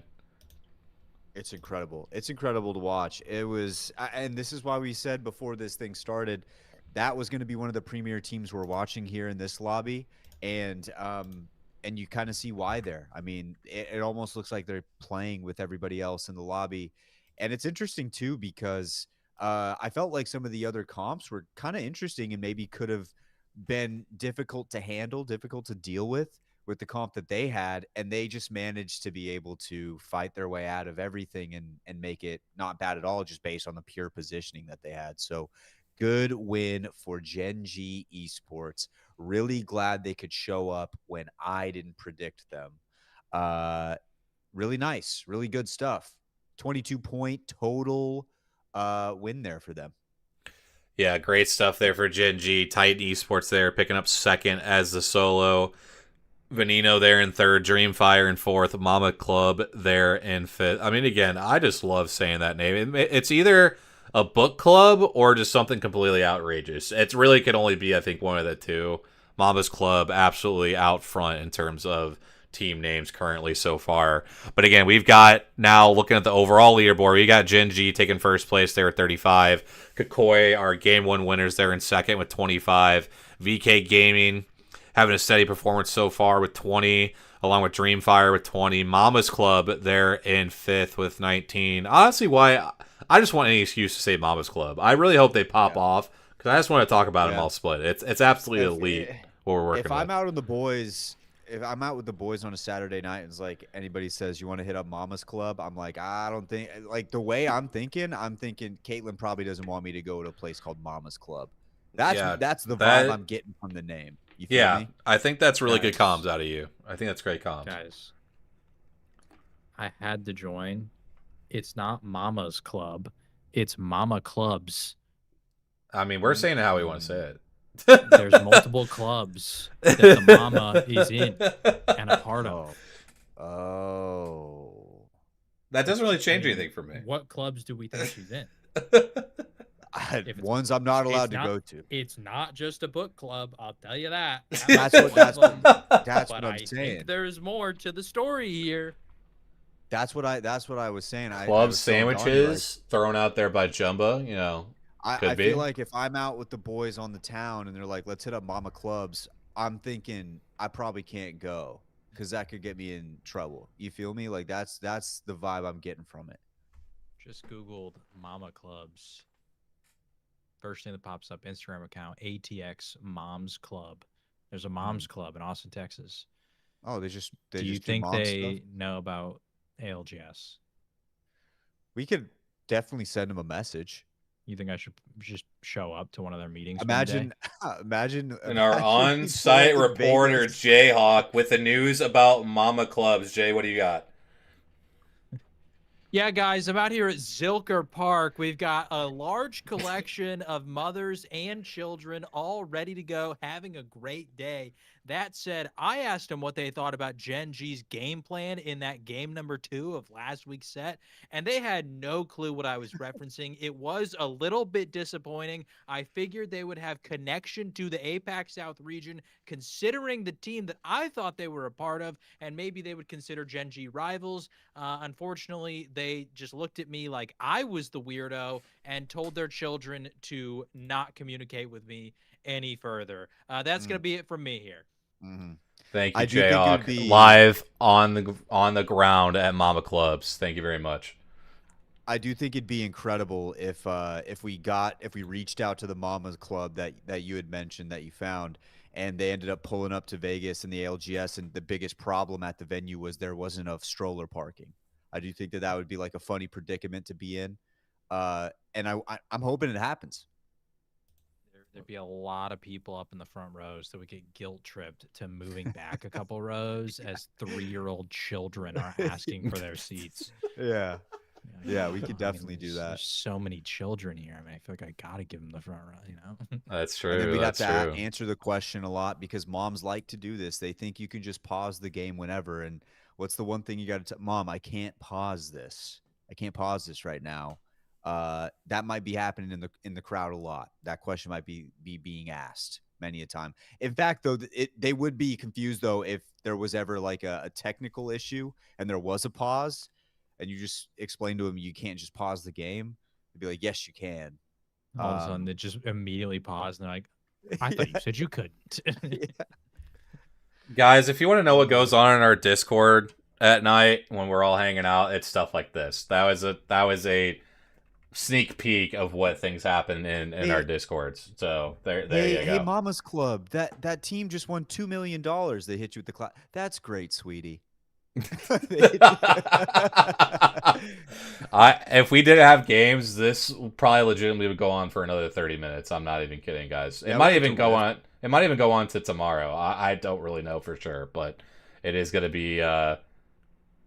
It's going to be an interesting one to say the least. I've got comms from Pandas that he's really enjoying himself right now. I can't say what he actually said, but I'm just going to leave it at that and just say he's having a great time right now, which we look at them and they're in 15th with 6 points. I'm going to allow you guys to make your own conclusions when it comes to that. So, yeah, I'm sure he's just having a great time over there at Grape Soda. But we look at the overall leaderboard just real quick. We got Gen G there in first. Like I said, Kakoi in second, VK in third, Dreamfire in fourth, Mama Clubs there in fifth. Honestly, that's just even cooler to say now. Like, Mama Clubs, like, that's going to, like, rolls off the tongue a little bit more. So, you know, probably, you know, it's just great comms from Jay. I mean, who else would you expect to have the comms like that? That gets us absolutely locked in. Shout out to Jay on that one. But yeah, we got Veneno there in 6th, Bearclaw in 7th, Titan Esports in 8th, CAD in 9th, and Inside the Ring in 10th. While Jay's here, we might as well put him to work. Wyatt, Jay, what are your thoughts so far through 2 games? I think obviously this set's incredible for one reason only. Jumba just said that his mother literally calls him on the phone and says, "Yo, Oblivion won." Like, that's a mom's club. That's a mom. And there it is. There you go. Locked, absolutely locked. If my mom called me and was like, "Can't believe Hal didn't win that shit," I'd be like, "What? Excuse me?" I tell to it. You mentioned. I tell my parents I do a podcast, and they just look at me like I absolutely have disappointed them in life. So that's what my parents do. So they're like, anything. Well, you spend all this money on sports, and you're doing a fucking podcast. That's basically what my parents look at me. No, I'm just kidding. My parents do love me. That's just. I just wanted to come up with something else. If my mom said anything to me about ALGS, I would obviously be shocked, but in the moment, I would just argue with anything she had to say. I would just find a way to argue with it, and then let it go on for about 10 minutes, and then I'd be like, all right. Then I'd be like, seriously, though, like, how long have you been watching this shit? Like, yeah, I need you to open up a little bit. What's going on here? I don't even think my mom knows I do a podcast. I just figured it's too hard to explain to her what we do, so I just don't do it. Yeah, I definitely agree with that to say the least. Especially for me, it's like, yeah, this like really big YouTuber friend I have, Jayhawk. She just like I don't know what any of those words meant, so I'm just like, all right, I'm just not gonna share anything I do with you. Love you. We'll see you later. So, loving parents, they just don't understand what is going on, but it's okay.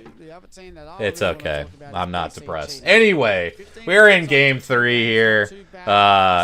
And I believe we were seeing a down beast zone. Did I see that correctly? Or more of a mill zone? I didn't quite catch the map feed. But we'll see here as the map pulls up here. Something to think about here. And I don't know how this is going to affect the game in the future. I would assume the beast should start decomposing here pretty quickly now. I mean, it's been there for a while. And you know what's gonna happen to this body of this beast? At some point, it's got to start the decomposition cycle. It hasn't started yet. Ladies and gentlemen, I would keep an eye on that throughout this Pro League season. Does it start to decompose? Does it open up areas that may not have been previously opened up because flesh starts to tear away from the down beast? Keep your eyes peeled.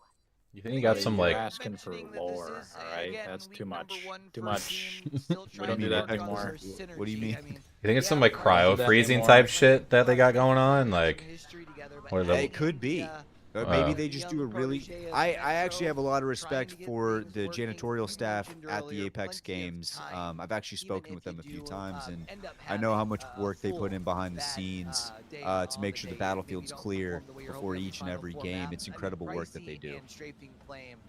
There you go. I mean, you just absolutely got to give credit to the Apex games, even though, as I believe it's Wyatt has famously said, the lore developers are locked in a broom closet with no sight of sunlight coming through at any point over how many years now? I mean, it's just... they've been locked in the broom closet writing their stories on used napkins for a while now. I think I'd probably say around like season 18, 19. It's been a decent amount of time, maybe even earlier than that, to be honest with you. But yeah, it's been a while. Phantom says the late nights are getting quiet. I think he needs to go to bed. The funny thing is, it's only 10:15 where I'm at, so it's not even late yet. I'm just like this. He's good or bad. He's just like this. Say the least here. Give me 1 second. Also, I don't know why Wyatt's acting as if like 10-15 p.m. shouldn't be his bedtime. This guy's practically ready to be in a retirement home. Yeah. I mean, he does take like 3-hour naps every time he gets home from work. I did take a nap today, yeah.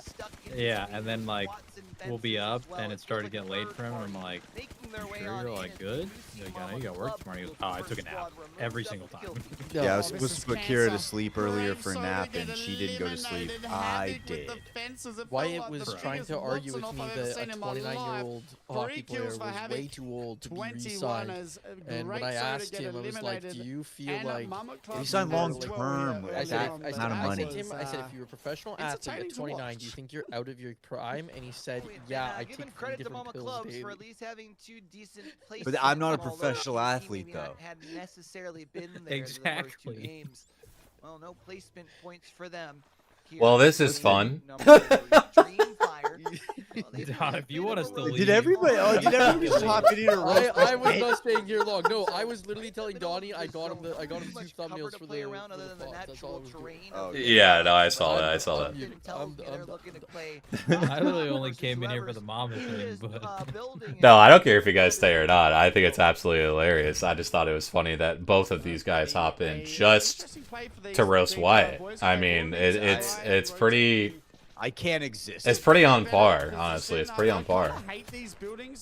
But, you know, what do you do? Oh wait, I did. What do you say? I forgot already. I forgot already. Around, you know, It's been a long day. Am I getting gaslit right now? I didn't even Wait, say see how anything. Dream Fight go. Nino in a pretty good spot here as well as they're looking to play. I genuinely forgot. Down. I forgot the Goes down timer. here I thought we were at the talking about Bobby moment. McMahon. 18 squads still standing. Nothing really happening. Man. Only two We're all teams having there, fun. so We're all having fun. But yeah, Jumba, I don't know if you've been watching, but you know, any thoughts on anything maybe besides roasting Wyatt? Yo, when Legacy was solo there, it was devastating. Yeah, it's pretty much what I've seen. There we go. I have wait, hold on. SAUL's rocking Meat Mountain right now. They are rocking Me Mountain. Yeah. Oh. Yeah, SAUL's been one of the teams from game 2. They already brought out Newcastle Gibby, so definitely seems to be one of those teams that are committing to it in a region that doesn't normally, but maybe commit to that so early. But yeah, it looks like especially now we're gonna see maybe a few more teams since we don't have the altar as that rotational character. I wonder if they maybe start committing to some of these more Meat Mountain type comps and they start using more Valk. I guess Storm Point it will work because if they where do they land? Do they have a POI with a Trident so they can rotate with Trident? Yeah, SAUL is a mill. Mill. Yeah, they were mill. They love Which I mean, like, then they freaking got blessed with this pull here, but nonetheless, like, they have the Trident, so they can run Meat Mountain because you don't need to cross gaps. Sony Chad saying if I had the chance, I would jump in and roast Wyatt as well. Shout out to that. Yeah. Imagine those 3 climbing into like a 2001 Honda Civic where the shocks haven't been replaced in like a really long time. I'd like just picture like all of them climbing into that and seeing how low that thing sat to the ground. Honestly, for teams Be incredible. Are you calling them fat? Talking about Meat Calling Mountain. them, well, you call them Yeah, Meat Mountain. I know. Yes, he is. I was gonna say, if he's calling Answer your SAUL question. fat, then holy man, these guys are all skinny. No, I honestly they think actually are super they skinny. need to eat a little dude. bit more. I think you know, like from what I saw last time I saw them in the flesh. But no, I was talking about Meat Mountain. I just feel like that was Rookie and Legacy are lanky. Imagine dudes. Wyatt and then standing next to Zero, Draugr, and Shark. Area queue, they're going to be getting looked at. You guys as we ever know seen exactly a where pro zone's that like going. you I thought feel was like a gonna lot be of the teams taller than now they as were well are when you starting to like figure actually out met that him? this is 'Cause I'm not probably gonna the lie, place to I didn't be. think that Jesco. He's not like short, but like I think maybe just because I knew how tall his 2 teammates were, I just naturally assumed he would also be tall. But he's not. More so, it's like they're. I never Oh my god, I can't expected. even stand this top left anymore. They're just all tall. Actually, that's fucking Like I guess I never just expected tall. Zero. Yeah, they I don't constantly know, damage not well. all of them, yeah, but I Purpose never of expected treating Zero to be so fucking tall. The first We time got I we met got him. some So they're stuck getting giants, and then we damage, also stuck got damage. some Christmas elves. You know. Damn. That's really where you had to go? You could have said like short kings They're or the- something they're like the that? ones He did who it. He do did the it meme. himself. Yeah, he They're did the it ones who himself. do the meme. Phony posts that thing every single year of him, Madness, Reps. Maybe they won't stop doing it. Who knows? If they did an EU edition, you could throw Kashera, Hiarka on there. You know what I mean? Like, they do it to themselves. No, that's fair. That's Wyatt. fair. Short game. a pro, dude. You could be. You could be. Holy fuck. Thank you. As we see here, though, we've got all these teams ruined Don's watch party. No, bro. No, you're fine. No, I'm telling you, man. I've got. I mean, it's gonna be what 4 a.m. apparently before APAC North starts. So like, I need as much energy up until that point to even get there. So I'm not mad about it whatsoever. So question. I don't know if this was discussed on the recent pod episode when I like the idea, right? whoever was covering APAC South. What do y'all think about Edward Gaming picking up MDY Black? I was kind of surprised by that because I don't really know of the MDY Black players like necessarily being like high profile in terms of up and coming or whatever. You know? Like, so it doesn't really feel like a deal. Edward Gaming, I mean, not really. I mean, like they're big in like Riot. They're big games. in Valorant. Yeah, they're big in Valorant. They won Valorant champs 2 years ago. Decent enough sized org, I feel like, where like they could feel like a. They always pick up Chinese teams, so like they're really good in Valorant because China's pretty good in Valorant. They're in League of Legends, stuff like that. But they were in Apex last year, but it was only for EWC. So the reason I found the pickup weird was I assumed that the only reason they wanted to pick up a team was for EWC, and then the squad they pick up is MDY Black, who like, I mean, Don, correct me if I'm wrong, because you might know APAC South a little bit better than all of us just because you talk to Pandas a lot. Like MDY Black to me doesn't like feel like a team that I'm expecting to make land. So I was a little bit confused by that. No, it was definitely one I think that a lot of people were confused about. It's not one that, yeah, you would think a team like Edward Gaming or an org like Edward Gaming would be kind of looking for like a land solidified like roster. I almost just wonder with like how they normally pick rosters if there just really wasn't another option for them, because like obviously like, you know, one of the better, you know, Chinese rosters, if not the best one, you know, VK Gaming, they're obviously with an org, you know, they weren't really going to leave VK Gaming just based on, you know, because it's like, what, Costa's like a part owner, or is the owner? Yeah. So like, yeah, so like that's not going to happen. Yeah. So I know like about the guy who no. Okay, well I missed the Costa part, but I know the guy who like traveled across like freaking thing and everything like that owns it. So yeah, that guy basically is like homies with Casa, and like super early on, because Chinese Apex had no support, essentially he like started the org. Very Kawaii is like business. Like I don't remember exactly what they do. I'd have to go look at their website again. But they're like an actual business, and basically that guy is like, I don't know if he owns the business or is high up or whatever, but essentially he was like, yo, let's also start like an esports division of our business just called Very Kawaii Gaming, and that was because he wanted to build teams around Casa. So Casa is like one of the 3 VKG owners. I don't think he owns any part of like the actual business side. VKG, he's a co-owner technically. So, which is why he's been signed to it forever. Looking down on some teams. Yeah, just to finish, I think I was saying, like I would just wonder if they just didn't really see another roster that they like could work with, and they just kind of picked like what was left. And again, since they're more about like, you know, signing, you know, a Chinese roster, that's kind of one that they could go with. I think it's like Yu Ling, I think has had a couple lane appearances potentially, but really outside of that, a lot of risks they're taking with this roster in terms of like if they're even going to make land or not. So that'll be one we'll definitely have to keep an eye on. Again, love having orgs in, but yeah, definitely going to be one that is definitely a lot of people have questioned within the region and outside the region for sure. So definitely a big surprise there. The only reason I asked too is because so last year they picked up Dreamfire for that one land, and so I just expected them to be picking up Dreamfire again. It is a different roster, but like 3MZ is still on it, and they picked up Bo Lin, who had played with Roy on a lot of those like old Dreamfire rosters, because 3MZ and Pete couldn't make it, so Bolin was their sub. So that's what I thought they would do, or which I don't know if this team's in org. No, they're not. I looked it up. They're orgless. Pete's new team is PXX. And he's got XZZ, who used to be on Wonton Dumpling. So, like, that's two players right there who have competed pretty highly within the region before. I mean, that was like the Wonton Dumpling team that literally, I think, got first in Pro League one time. So, the XZZ was on. And then they have XD. What was he on? I think I recognize the name.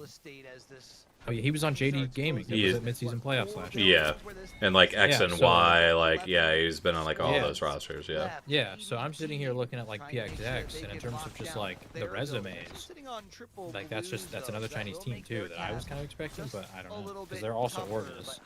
So just thought it was interesting. Yeah, you also wondered too, maybe within the negotiations with like contracts, like those teams like wanted higher salaries, and this team kind of just took whatever since they're a smaller team. That could also potentially be it. But yeah, I mean, it was definitely a surprise within the region as well as I think a lot of people around the world that particular roster got picked up. But hey, you know, maybe they'll surprise us and might be a team that goes on a crazy run. You never know with APAC South. So we'll pretty happy with their start today. We'll definitely have to wait and see. I say that as they're literally in 18th place, but you know, that's long what brought it up for me. Long Pro League, yeah. A lot of Pro League, Personally, if I had a team, I'd want to name myself Orgless in Seattle. Oh, I get it. I mean, I honestly think that's not a bad idea at all. I think that would work, you know. Cooking them right now. Yeah, we see here, we're down to our top 7. VK Gaming, SAU well amongst them. Trying to get a reset. But guys, how do we feel about Gibby and Newcastle coming back as a combo? Hate it. Okay, seen enough of it. Do you guys agree with me on this? That like, legitimately, I'm just kind of getting like tired of watching Newcastle. Like, yeah, I've been tired.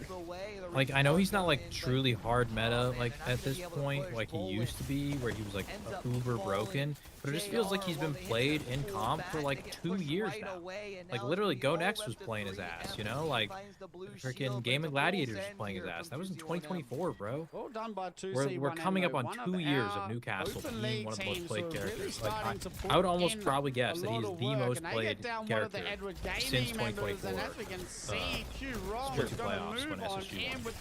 I find it interesting too because like I feel like there was like a really long period of time where we didn't have Gibby in meta. Then they like buffed the crap out of him and he came back to meta.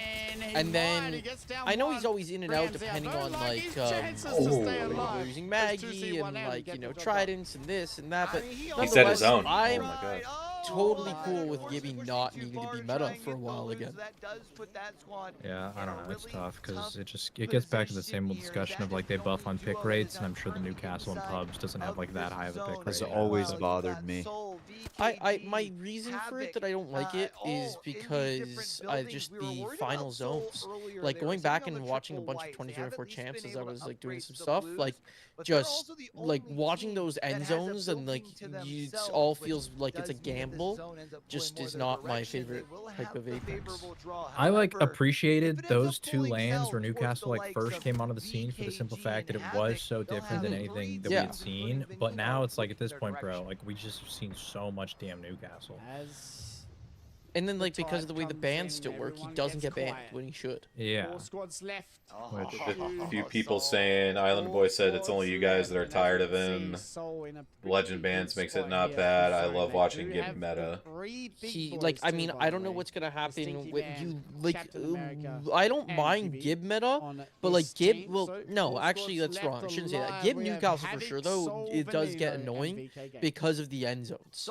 Like today, me and Donnie were like DMing back and forth as we watched an end game, which was like, yeah, it was exciting to witness because it's been a little bit, but like at the same time, there's just so many teams that couldn't do shit because everyone was sitting in bubbles till the circle finally closed. And then it was just a gamble. The team on height just won for free. Yeah. And the big thing, guys, it's like, it's not that, like, necessarily because of what it is. It's just because it's been so repetitive. Like, the nice thing about games or, like, other esports or just stuff in general is, like, you want to see these different play styles over time, like, play out. Like, we've seen, like, these defensive metas. We saw back in year 3 a completely different look. And the problem is, it just feels like, especially since, like, year 4 champs, we keep, like, kind of floating our way back to this, like, support meta where you have to have a Gibby Newcastle or some variation of one of those to be successful. And we just want to see something different. Like, we want to see different metas play out to give different teams an opportunity to, you know, potentially shine and not just see the same thing over and over again. I think that's just like what we're getting at. Maggie's been pretty cool because like the Maggie comps Yeah. that are countering are kind of like the one of the few comps that like feel like a really aggro comp that we just haven't seen in a while. Holy shit, he dropped all 3 ults. Yeah. I was just gonna say, like, you guys could tell me I'm wrong on this, but I've kind of been thinking about this too. I think it goes even beyond just Gibby and Newcastle itself. I just like, I think with a lot of the characters and a lot of the metas that have been good recently, there's just a ton of resetting, like over and over and over again. Just a lot of resets. Because even Alter, who was around and is still around, it's like a lot of reset metas that are just like, it's just a little frustrating sometimes. Sometimes it just feels like you can't just get a straight fight at times. The reason to me that it feels frustrating is I feel like the characters like Alter and Newcastle are like legitimately, their kits are just so built for competitive Apex that with all the stuff they're doing recently, they've been buffing like every character, right? And I think that's good. But the problem is that ultimately some characters are like Octane are just not built for a competitive mode. So the only way that a character like Octane gets played is if they absolutely juice the shit out of him to the point where he like literally has to be done. Yeah. Where Newcastle and Alter are like relatively balanced somewhat. Like they're not like so broken like they used to be, but it's still not like, I don't know. It just feels like if they don't nerf them like to the ground, they're never going to cycle out of the competitive meta ever. Yeah, they will always be played because like, they're just that good. That's my thing. Like I'm totally cool with sometime like. This is, I don't think every character has to be balanced and usable. I think it's okay to like make sure you have different metas to just completely gut the crap out of certain characters and then like make others viable and like rotate it in and out. Like you're talking about Thing, and I know that I'm like the notorious crypto hater, but we've also had crypto in meta basically since that same tournament. The only one not was Yo, Bougie, thank you so much for the raid. Thank you. I hope you're doing amazing. I just feel like there's keep getting buffed. Thank you so much. Because nobody plays it. Bro. Havoc, thank you so much for the follow. Nobody plays it. Appreciate that. Thank you. Really appreciate it. Started with Havoc where they won that first 3v3 with But yeah, against Grape Soda. I know. Like I said, I definitely agree with you guys. Like, I think that until they decide to really make a significant change, those characters, they're going to be stuck in the meta. But yeah, I do hope we get to see some rotation at some point. Like, I really do, because I would love to see some things that are maybe just a little bit different than what we've seen for quite a while. But yeah, go ahead. I was just gonna say, this is like a little bit of a deeper question on that specific topic too. What do you guys think about the fact that like Trixie, thank you so much for the follow. I greatly appreciate it. My issue with like the Alter Newcastle characters is that they can nerf them and they will still be strong because they're so good. Like, just their kit itself is just good. You know what I mean? Bougie, I love that raid message. That's hilarious. It's a good kit. Like, Newcastle, all of his abilities synergize so well that it's like you'd have to make them so bad that nobody ever You would have to go back to like him. when they weren't like being like you'd have to get rid of like on his ultimate you'd have to get rid of the thing that zaps like the electrify. Yeah, yeah, like you stuff do like that and like immediately like he won't be used because you could just Yeah. get naded out so easy. and then you slow down like the speed of his wall again, and then it's like, well, now Yeah. we can't even move. or with it like anymore, so you what's the make point? his revive movement speed just like fucking so minimal. Yeah. So like, basically, I feel like there's almost like this class of characters. Thank 'cause you. with You Gibby, too. it's Take like care. he Hope only you're doing is well, either, like, and I really super appreciate you. good Thank you and very played much. a lot, or is like so bad that nobody ever wants to try him except for like one team randomly, maybe. You know what I mean? And I feel like there's like this almost this class of characters in Apex where some of them, their kits are actually just so well designed for modern Apex that they are always going to be good unless you just absolutely like destroy them. Like you have to completely tear away everything that makes them good in order for them not to be played. Valk is And a then good there's example. yeah, and then there's another group of characters that it's like you nerf one thing and it's like, well, they're not even like, why even play them anymore? Like, you know what I mean? Like Gibby, he's been so dependent on like very specific minute buffs, and all of a sudden you take that buff away, never mind, we might as well not even try him.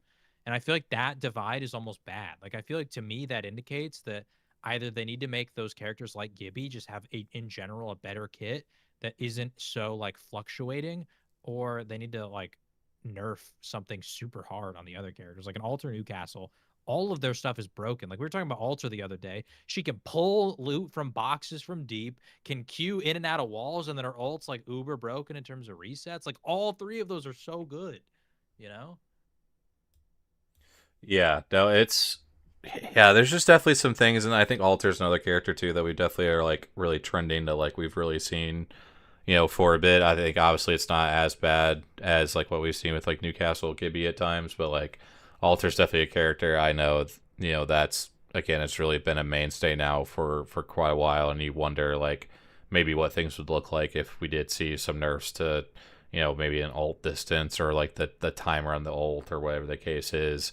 Yeah, I mean, there's definitely just a few characters I really truly feel like have been around for a while that we just don't really hear or see any nerfs coming. I mean, we just we haven't had Horizon be played in meta in Right? 3 years. Yeah. And Yeah. like the guys and like it is kind of funny because like when we were asking Hal, I think something about it, he said that he found like that peak Horizon meta was like The the most funnest. OP. And like the Yeah. most fun, the most OP too. Like even of like what we're all talking, like these characters are really good in sense of like Jay saying like their kit makes them just so useful for the holistic part of like Apex. And I wonder if they almost see like Horizon just like was bad for the game because Hal straight up said he's like, yeah, any other character. Yeah, he goes, Washington, I when definitely I was on agree. Horizon, he's like, you were seeing. It's like God been once I slight showed up." fluctuations, He's but like, nothing "I was like killing-" crazy. He He's said like, something "I'm like fucking he said lying." like he That's said like insane. God could be on a mountain and he would still get to him or something like that. It was like something. No, I remember crazy. I straight up say he said maybe he said that, but he did say he's like, when I was on Horizon, he goes, it didn't matter where you were gonna see God. Like that's what he said. And I didn't know if that meant like he was gonna kill you, so you're gonna see God, or if he was God rising up out of the horizon cube. Really could have meant anything, to be honest. Yeah. I don't know. I just feel like I'm like just kind of it blows my mind because I'm even thinking back to like remember when everybody was playing like Ash Alter Ballistic, and bro, they absolutely torched the shit out of Ash and Ballistic, and Alter were like, whatever, like let's just leave her in the meta for the next year and a half still. Like why? Like as much as Ballistic was kind of annoying, also unless you were like playing him, and then he was actually kind of fun.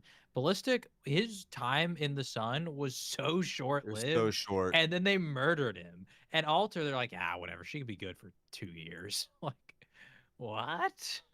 And then like think about Sparrow too. He was also so short lived. Like Yeah. he never even was hard Dude, meta. Like, dude, Sparrow getting that fucking alt nerf literally like killed me, man. Had so much fun playing Sparrow, and then that freaking alt gets And dude, the and, amount like, of you stun your teammates. I'm like, I don't even want to play that anymore because I don't want my teammates to ever say to me like, "Oh, well, I couldn't move there," and be Alt like, screwed me. the amount of How? fun plays that we saw like some of these Sparrow players make, and just like that movement tech that like we hadn't seen with like the jump up the wall and like stuff like that. Like I just don't know why we Yeah, were so quick to nerf so that fun. specifically. But But there's this Alters, other like, yeah, we see these altar resets that like teams are resetting halfway across the map, and it's like, how is like that healthy to watch? But or Sparrow Caustic.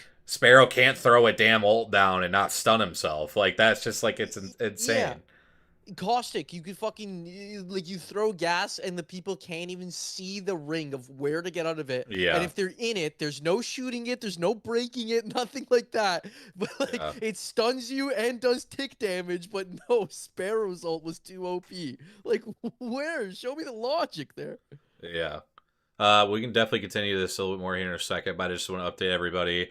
We did see, I believe it was Havoc, ended up taking that third game here. So we are halfway through our first block here of APAC South for this first weekend of Pro League. The overall leaderboard we're looking at right now is Genji there in first with 42.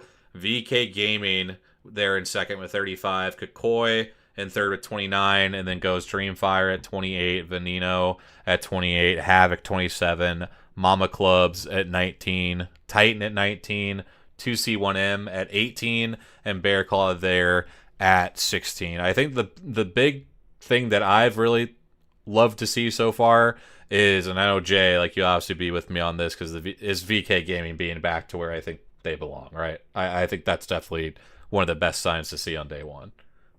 Yeah, honestly, dude, and maybe this is like too far of a take. I truly believe that VK Gaming being good is one of the best things for this esport, because people want to cry about M&K still to this day, even though they have won 2 lands back to back. But I'll tell you what, there is no player that I enjoy watching more than QQ when that guy is like frying. Like that, like QQ's POV is so like satisfying to watch, the stuff that he does. And so I really hope they bounce back this year after champs, because the stuff that I was hearing about their time like leading into champs was that like some Chinese fans are saying that they just didn't really have the same level of like commitment and grind after they won. And I think maybe it was just kind of like the winner's hangover that you have, where it feels like you've reached the mountaintop. So yeah, I'm very glad to see them back, because Hungry QQ was, I mean, like I said, his PoE is just so sick. Imagine we're going into like split one playoffs and VK are like fully back, you know, like being an actual threat, playing zone. QQ is just dominating. Like, I'm here for that. Yeah, and I definitely want to make sure we include real quick that LQ also, he's got 11 kills so far in the 3 games, which leads the team. 4,200 damage, also leading the team. So yeah, both him and QQ just hitting on all cylinders right now. And again, like you said, like it's just like it's another team that if they continue to pop off, and we see some of these other teams from last year pop off, it's just gonna make APAC South deep again, man. Like it's just gonna be a region that's gonna have some very heavy hitters at the top. Joe, what were you gonna say? No, sorry. I saw the thing. I saw for a second on your screen. It popped up with the multi-view. Is the website up? So this is VOD review. That's the thing No. that or No, on the actual ALGS website, you click something and said multi-view. Oh, did it? I don't see Like it if you here. go to just go to like the home, like on like Yeah. ALGSDA.com to show up. Oh yeah, the beta Yeah. is there. Yeah, if you click it, I think Does. you could drop your own freaking streams in it. Hold up. Are we checking? Give it a shot. Yeah, okay. I had to check because I didn't know if it was just my account was showing it, so I didn't want to like say No, it, you- but, like, you guys are seeing it. But like Imagine. my account like isn't supposed to be anything special, so that's why I was like, hey, did something special happen? I'm like, why do I see it? But like I have your stream on here already, which is pretty sick. Oh yeah, That's like it's you literally can just put working in already. any Twitch stream in here. Bro, hold up. We are. Which I actually didn't know that they'd have full functionality like that right away. Yeah, That was one thing I asked for, and I was told like, it's probably like not gonna come that fast. Yeah, That's pretty sick. That is actually elite, which obviously what you'll see here on screen in a sec, guys. But yeah, I mean, I think another point to talk about so far. I mean, as you guys know, Genji once again leading the way. I mean, just not surprising, given that Crypto and Maggie and some of these characters that are tried and true to this comp is what's carrying them so far through our first 3 games. Dude. Okay, we've got. You guys think they'll ever revert the views change? Oh, the alts. Yeah. It's an interesting question because I feel like it's always like a bold thing to make a change like that and then almost be like, this didn't work out, we're going back. So like I I don't want know to how say the general no, player but, base like, feels about it, I but like yeah, as I someone don't who like the loved Fuse, yeah. I almost have like, I just like don't even really want to play him anymore. Like I feel so sad. But like, what about if they like made the ult like stronger, but didn't bring it back to the old thing? Like, what if it Made did it like way more stronger, damage, or it was like maybe? more like, I wonder like if they were to like tighten up how far the like rockets spread. Think about that ult, and then think about Gibby's ult. Like, what? Like, it's just so unbalanced. Like, the differences in ults. Like, why does Gibby get this fucking insane freaking 3-drop freaking ult that like is a tight radius and just shreds? And then Fuse, I've shot that ult before and it just does nothing. I was just scrolling through some of the characters and like trying to think of like characters who I think just kind of now, especially in comp. And I was like, yeah, Loba. I was thinking about Fuse, like, as we were Bloodhound. having the whole conversation, I said Horizon, but I was thinking about Fuse because I was like, think about, I know it's technically an exploit, but think about how fast the Fuse off the balloon strat got patched. Like, Yeah. it definitely lasted like a few Pro League days, and I think even went into like the LAN, like freaking EWC. But nonetheless, like, it was maybe a month. It was not in the Germany LAN. And I felt like that got taken out so fast. When is that really that OP when you consider like what Val could do now, or Crypto just flying a fucking drone around and can scan literally everything around him, or even Sparrow's tack is like better than the freaking shooting the ult off the evac. I felt like, if anything, like that's kind of like a creative way to use Fuse. Yeah, I don't know. I also just thought the old ult was just like way better because as like a zoning tool. Because I could just like completely cut off rotations. If I tick someone with it, they like get so stunned. It gives you the wall hacks. Like I honestly thought Fuse was in such a good spot. I didn't think he was broken or anything. And they just absolutely destroyed him. Yeah, they could have just given him his movement abilities and not changed the ult, because there's been times where I've had people in a corner, I'm like, oh, perfect situation, shoot the breach, and then I'm just like, wow, it's amazing that this is actually not hitting them. I didn't think that would be possible. Yeah. Good old Fusey. I do think his guitar would work great as a bicycle seat, though, if you were to like ride the Tour de France and had to pick an heirloom and you couldn't pick the Pathfinder gloves. I do think that's like the number 2.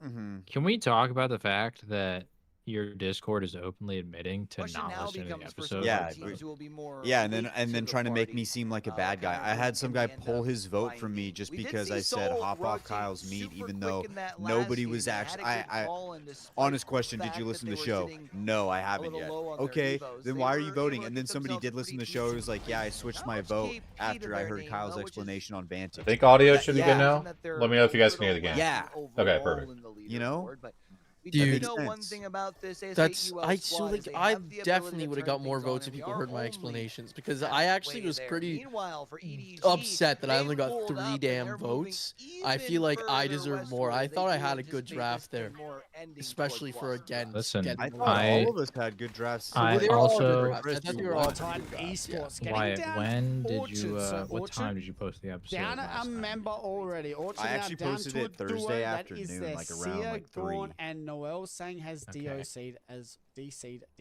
Wait, no, yeah. Even the bloody So that word. was yesterday. DC'd as Yeah. well here. So Titan okay. Esports Because Club Nate getting a posted couple the KP. the poll Maybe like if they that can night, find and so I'm sitting there the like, Dude, John, DC and it players. instantly got already? like They're gonna 10 rotate votes. Yeah. into zone here as well. It's They got already like got live standings for this region. That's so sick. Yeah.